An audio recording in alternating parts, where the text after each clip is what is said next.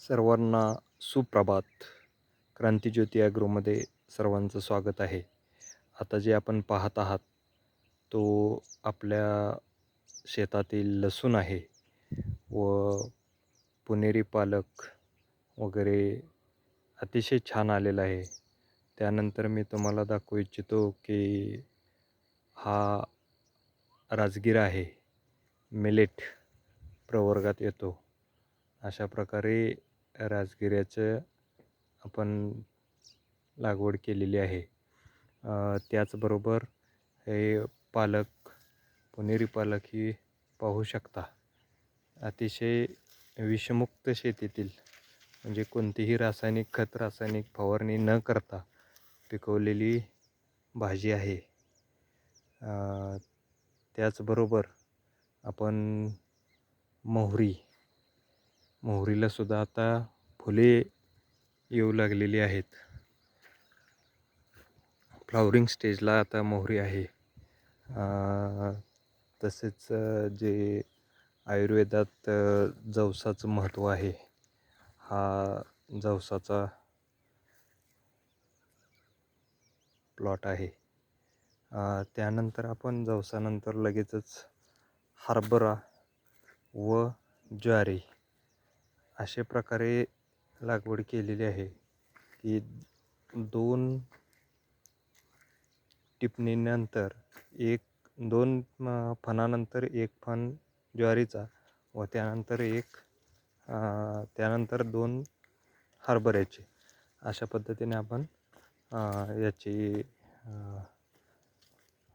पेरणी केलेली आहे. अशा पेरणीचा कीड नियंत्रणामध्ये फार फायदेशीर ठरतं की त्यामुळे काय होतं की असे पक्षी वगैरे येतात आणि ते हरभऱ्यावरील अळी वगैरे वेचून खाऊन टाकत असतात.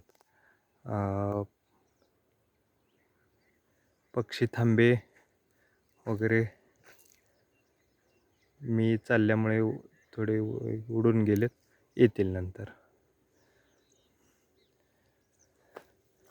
अशा प्रकारे आपण हरभरा व ज्वारी याची पेरणी केलेली आहे.